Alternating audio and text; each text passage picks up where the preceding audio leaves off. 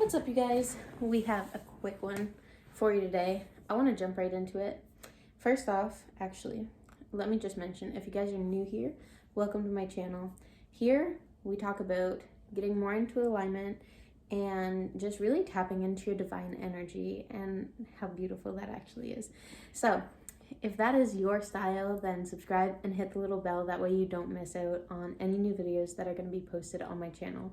So let's dive right in. Okay, so the topic of today is cognitive dissonance, and I just want to talk briefly about what is it, how do you define if you have it, or detect when you're in this state of cognitive dissonance, and then finally, how do you actually get yourself on the right track and start to kind of get rid of it. That way you can be in alignment instead of this.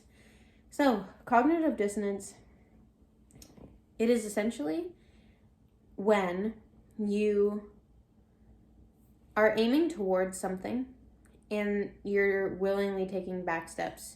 So let's just say you're saying that, this is a good one, I want to stop going out, I want to stop partying, but then the next weekend rolls around, your friends are like, hey, we're going out, you're like, I am there, sign me up, and then boom, you're out at the club again.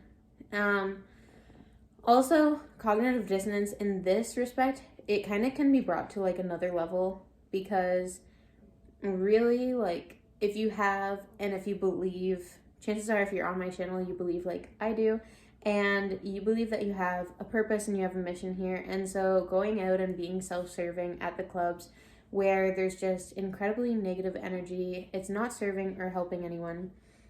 This is something that is a huge example of what cognitive dissonance is. So basically, when you can detect this in your life is when you have a intention for your higher self, or in a perfect world, what would you be doing? And then anytime that you disobey that, let's say if your goal is to go to the gym 5 times a week, to get ripped, to be super proud of your body and to feel good, then anytime that you disobey that, let's say if you skip out on one of your gym sessions, or you go out and for a whole day you just eat a bunch of shit, then any of these actions are not in alignment with your purpose or your intention or your bigger goal. And so this is something that is cognitive dissonance. It's really easy to notice if you pay attention to your moral compass, and if you pay attention to the higher truth. So it's really easy to detect once you start being blatantly honest with yourself. People that have the hardest time to detect this are just people that constantly lie to themselves. And while it can be challenging to get yourself out of a bundle of lies, it's not impossible. You just have to start by telling yourself one truth and then another truth, and then just committing to consistently telling yourself truths, no matter how uncomfortable it is. Because that discomfort that you create by telling yourself the truth now will alleviate so much discomfort later on in other aspects of your life, because when you avoid a conflict, it multiplies itself and it becomes such a bigger monster to fight later on. So, sorry, I'm out of breath. I'm feeling super round right now, and I just had a bunch of food. So, last point that I want to make is, how can you get more into alignment?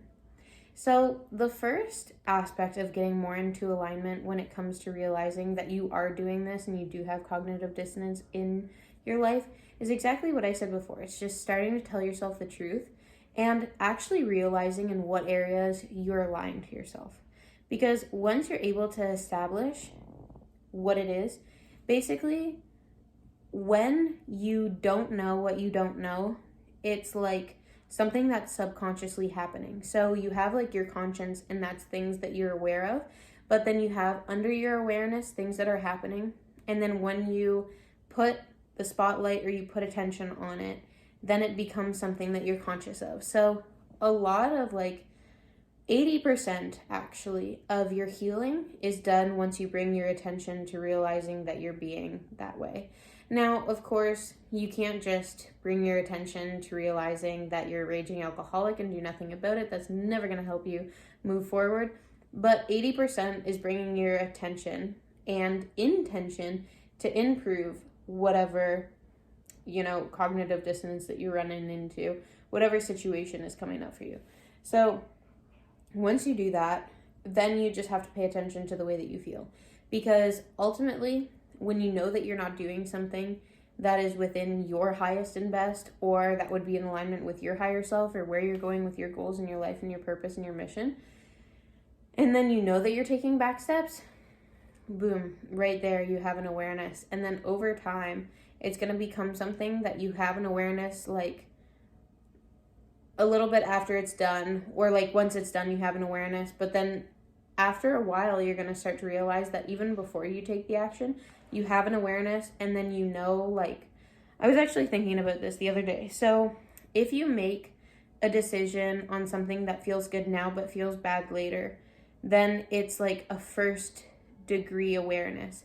I need to figure out where exactly, like what book I get this from, but I don't know what terminology that they use, but I'm just going to use whatever I'm thinking right now just so that I can get my point across. So when you're thinking in first degree, you're always thinking like stimulus, response, stimulus, response.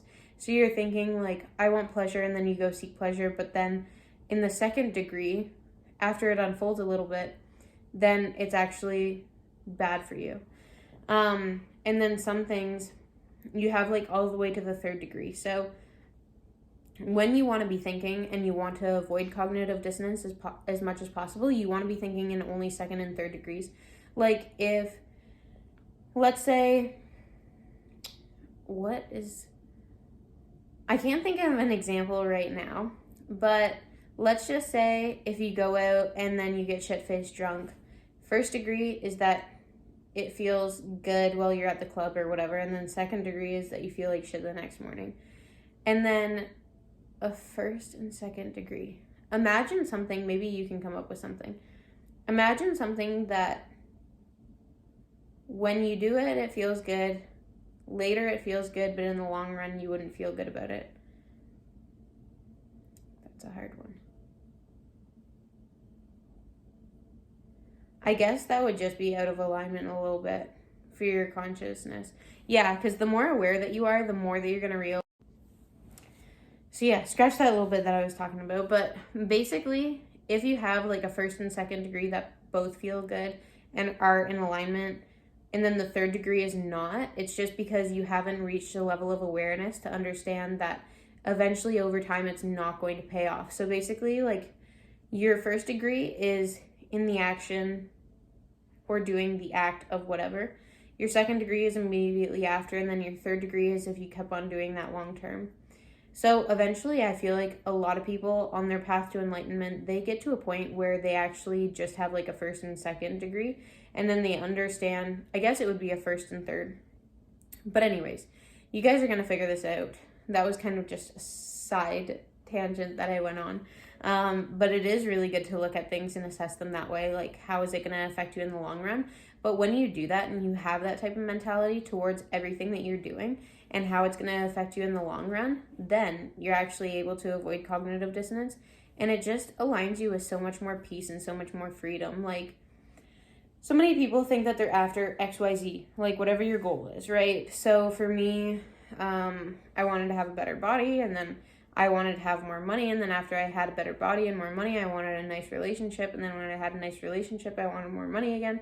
And like, you set all of these things up as like your goals per se, but really the thing is that you're after is not that. You're after peace and alignment and truth and joy, which leads you to ultimate, what we call happiness, but it is a level of acceptance even when you're in the shitty situations of life. But the more that you're able to see yourself in the first and third degrees of your decision making, have less cognitive dissonance, be more in alignment, you're going to be able to tap into those feelings more. And really, that is the pursuit of happiness. And also, that is your path to evolving the most that you can in the highest and best ways on this earth walk for this particular spiritual experience. Because ultimately, your soul is just here to evolve. We are literally having this experience to evolve ourselves as souls, and that's it. That's all. So you want to be, I want to be moving in the highest and best ways as much as I can while I have the time that I have. and then we'll go from there. But that's pretty much all from me. Sorry about my little rant there, but if you understand it, then just let me know in the comments below if you catch my drift. And if you do find the book that it came from, let me know what it is, because I know that I read this somewhere and I just literally, for the life of me, it's not coming to me right now, but I know it'll come to me later. All right, so I will talk to you guys on Monday. Have a great weekend.